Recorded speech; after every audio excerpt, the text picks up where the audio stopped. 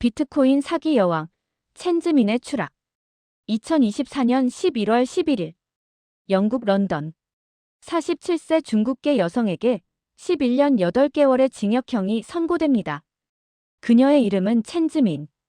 일명 비트코인 사기 여왕으로 불린 중국인 여성입니다. 6만 1천 개의 비트코인. 현재 시세로 약 55억 파운드, 한화 9조 원에 달하는 금액. 영국 역사상 최대 규모의 암호자산 압수 사건이었습니다. 하지만 이 숫자들은 시작에 불과합니다. 12만 8천 명의 피해자, 수백억 위안의 피해액, 7년간의 국제 도피. 이것은 단순한 금융 사기가 아닙니다. 블록체인이라는 혁신의 이름 뒤에 숨은 인간의 탐욕과 집단 심리, 그리고 기술에 대한 맹신이 만들어낸 현대판 비극의 기록입니다. 2014년 중국 텐진. 당시 중국은 암호화폐 열풍의 한가운데 있었습니다. 비트코인 가격은 연일 최고치를 경신했고 블록체인 혁명이라는 단어가 투자자들의 입에 오르내렸습니다. 바로 이 시기 한 여성이 텐진의 회사를 설립합니다. 회사명은 블루스카이 그레이트 전자과학 유한공사. 겉으로 보기엔 첨단 블록체인 기술 기업이었습니다. 첸즈민. 당시 37세. 그녀는 스스로를 블록체인 전문가이자 혁신 금융가로 소개했습니다. 명함에는 CEO, 이사회 의장, 최고 투자 책임자라는 화려한 직함들이 나열되어 있었습니다. 처음 설명회 갔을 때 정말 인상적이었어요. 최첨단 사무실이었고 직원들도 전문가로 보였습니다. 무엇보다 첸즈민이라는 사람이 자신감이 넘쳤어요. 복잡한 블록체인 기술을 쉽게 설명해 주었고 우리가 이해할 수 있는 수익 구조를 제시했습니다. 회사가 제시한 투자 상품의 핵심은 간단했습니다. 비트코인 채굴기에 투자하면 연 100%에서 300%의 고정 수익을 보장한다. 이른바 컴퓨팅 파워 재테크. 투자자들은 채굴기 구매 명목으로 돈을 투자하고 채굴로 발생하는 비트코인 수익을 정기적으로 배당받는 구조였습니다. 하지만 여기에는 치명적인 함정이 있었습니다. 실제 채굴은 이루어지지 않았습니다. 모든 것이 조작된 숫자였습니다. 첸즈민의 가장 큰 무기는 가시화였습니다. 회사는 텐진의 대규모 쇼룸을 꾸몄습니다. 수백 대의 채굴기가 실제로 작동하는 것처럼 보였습니다. 직접 채굴장을 방문했어요. 기계들이 정말 돌아가고 있었습니다. 열기도 느껴지고 소음도 엄청났어요. 직원들이 모니터를 보여주면서 실시간으로 비트코인이 채굴되는 걸 보여줬습니다. 그걸 보고 이건 진짜구나 생각했죠. 이런 사기의 핵심은 정보 비대칭입니다. 일반인들은 블록체인이나 채굴 과정을 정확히 이해하기 어렵습니다. 그래서 눈에 보이는 것에 의존하게 됩니다. 사기꾼들은 바로 이 점을 노립니다. 실제로 작동하는지 검증할 수 없는 복잡한 시스템을 만들어 놓고 피상적인 증거만 보여주는 겁니다. 첸즈민은 텐진을 넘어 중국 전역으로 확장했습니다. 베이징, 상하이, 선전, 청두. 주요 도시마다 투자 설명회가 열렸습니다. 그녀의 프레젠테이션은 완벽했습니다. 복잡한 기술 용어와 화려한 비전, 그리고 이미 성공한 투자자들의 증언이 결합되었습니다. 설명회에서 만난 다른 투자자들이 정말 돈을 벌고 있었어요. 실제로 배당금을 받았다고. 증명서도 보여줬습니다. 나만 안 하면 손해라는 생각이 들었어요. 주변 사람들도 다 투자하기 시작했고 저도 결국 걸려들었죠. 초기 투자자들에게는 실제로 배당금이 지급되었습니다. 물론 이것은 전형적인 폰지 사기의 수법입니다. 새로 들어온 투자자들의 돈으로 기존 투자자들에게 수익을 지급하는 것. 이 성공 사례들이 가장 강력한 마케팅 도구가 되었습니다.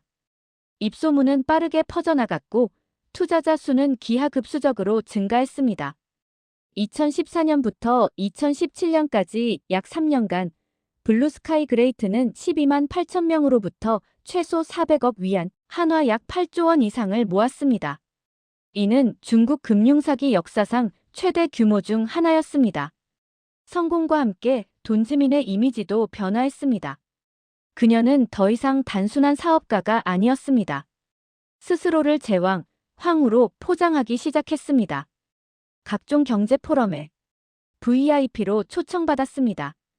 지방 정부 관계자들과의 사진도 홍보에 활용되었습니다. 정부가 인정한 기업이라는 이미지를 심어주기에 충분했습니다. 당시 중국은 핀테크 붐이었습니다. 지방 정부들도 혁신 기업을 유치하려고 경쟁적이었죠. 블록체인, 빅데이터 같은 용어만 붙으면 환영받았습니다. 첸즈민은 이런 분위기를 교묘하게 이용했습니다. 정부 행사에 참석하고 사회 공헌 활동을 하면서 합법적 기업이라는 외피를 만들었습니다. 개인적으로도 그녀의 생활은 화려했습니다. 고급 자동차, 명품, 보석. SNS에는 끊임없이 럭셔리 라이프 스타일이 게시되었습니다. 하지만 이 모든 것은 투자자들의 돈으로 만들어진 허상이었습니다.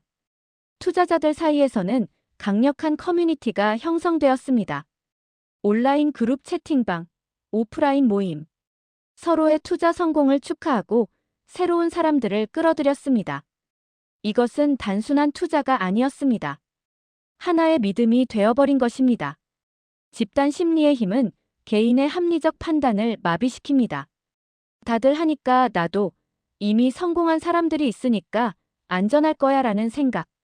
여기에 내가 빨리 하지 않으면 기회를 놓치는 것에 대한 두려움, 즉 소외 공포까지 결합됩니다.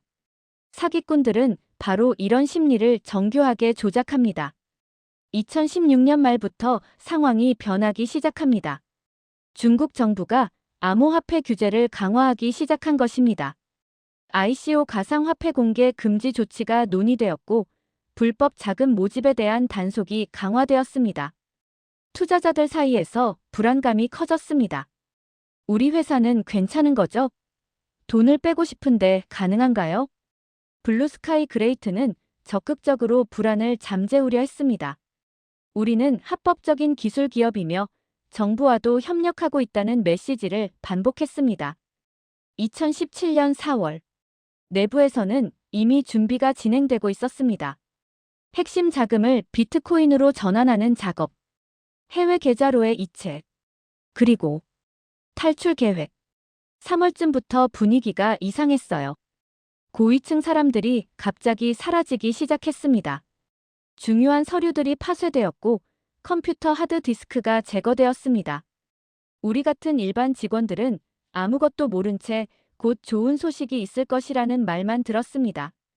2017년 4월 21일, 텐진 공안이 블루스카이 그레이트 본사를 전격 압수수색합니다.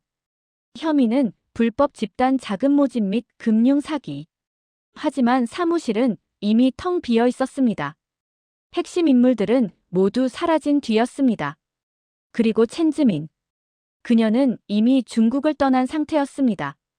돈즈민의 탈출은 치밀하게 계획되어 있었습니다. 수사가 시작되기 직전, 그녀는 육로로 미얀마 국경을 넘었습니다. 정확한 경로는 밝혀지지 않았지만 수사 기록에 따르면 윈난성에서 미얀마 북부로 이동한 것으로 추정됩니다. 미얀마에서 그녀는 신분을 세탁하기 시작합니다. 다음 목적지는 태국, 그리고 말레이시아였습니다. 이 과정에서 그녀는 여러 개의 위조 신분증을 획득했습니다.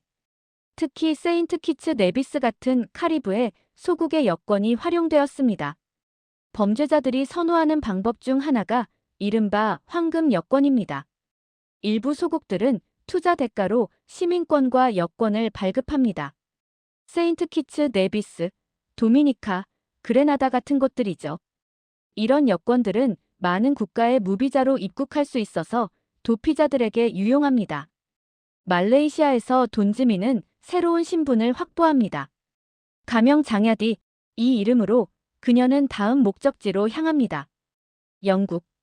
2017년 중반, 첸즈민은 영국에 입국합니다. 표면적으로는 사업차 방문한 투자자였습니다. 하지만 그녀의 수화물에는 수십만 파운드 상당의 비트코인, 지갑 정보가 담긴 USB와 하드웨어 지갑들이 있었습니다.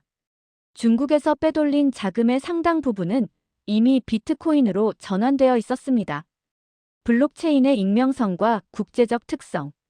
이것이 그녀가 비트코인을 선택한 이유였습니다. 현금이었다면 국경을 넘기 어려웠을 것입니다. 하지만 비트코인은 달랐습니다. 작은 USB 하나에 수십억 원의 가치를 담아 국경을 넘을 수 있었습니다. 영국에 정착한 첸즈민은 완전히 다른 삶을 시작합니다. 런던 북부의 고급 주택가에 저택을 임대했습니다. 월 임대료만 수만 파운드에 달했습니다. 그녀의 생활은 극도로 사치스러웠습니다. 수사 기록에 의하면 그녀는 취리히에서 4만 4천 파운드 상당의 다이아몬드 장신구를 구매했고 해로즈에서 9만 파운드 상당의 의류 쇼핑을 즐기며 반클리프 앤 아펠 명품 매장에서는 11만 파운드가 넘는 고급 시계를 구매했습니다. 모두 비트코인이나 현금으로 결제되었습니다. 개인 하인, 운전기사, 요리사까지 고용했습니다. 그들에게는 엄격한 비밀 유지 서약이 요구되었습니다. 외부의 정보를 누설하면 1만 파운드의 벌금이라는 조항까지 있었습니다. 그녀는 매우 조심스러웠어요. 절대 본명을 밝히지 않았고 어디서 왔는지도 말하지 않았습니다. 방문객도 거의 없었어요. 전화 통화도 항상 다른 방에서 했고 중요한 서류들은 금고에 보관했습니다. 이상하다고 생각했지만 월급이 좋아서 묻지 않았습니다. 첸즈민은 영국 전역을 여행했습니다. 스코틀랜드, 요크, 맨체스터. 항상 최고급 호텔에 묵었고 미슐랭 레스토랑에서 식사했습니다. 하지만 이 모든 호화로운 생활 뒤에는 계산이 있었습니다. 비트코인을 실물 자산으로 전환하는 것. 이른바 돈 세탁 과정이었습니다. 2018년 첸즈민은 대담한 시도를 합니다. 런던 북부 헨스턴의 한 대저택. 가격은 1150만 파운드, 한화 약 220억 원. 이 저택에는 수영장, 미용실까지 갖춰져 정말 굉장히 호화로웠습니다. 그녀는 이 집을 비트코인으로 구매하려 했습니다. 영국에서 고액의 부동산 거래는 매우 엄격한 자금 출처 조사를 거칩니다. 특히 암호화폐로 결제하려는 경우는 더욱 그렇죠. AML, 즉 자금 세탁 방지법에 따라 자금의 출처를 확인할 의무가 있습니다. 부당산 거래를 담당한 변호사가 의문을 제기했습니다. 이 거액의 비트코인은 어디서 왔는가? 구매자의 실제 신원은 무엇인가? 첸즈민은 만족스러운 답변을 제시할 수 없었습니다. 결국 거래는 중단되었고 변호사는 영국 당국에 신고합니다. 바로 이 순간 7년간의 도피에 균열이 생기기 시작했습니다. 그녀가 가장 안전하다고 생각했던 영국에서 추적의 그물망이 조여들기 시작한 것입니다. 2018년 부동산 거래 실패 이후 영국 경찰은 첸즈민을 주시하기 시작합니다. 하지만 그녀의 신원을 확보하고 범죄 증거를 확보하기까지는 아직 수년의 시간이 필요했습니다. 그 사이 첸즈민은 계속해서 사치스러운 생활을 이어갑니다. 마치 자신이 절대 잡히지 않을 것이라 확신한 듯. 하지만 모든 범죄는 흔적을 남깁니다. 그리고 그 흔적들은 조금씩, 하나씩 수사관들에게 발견되고 있었습니다.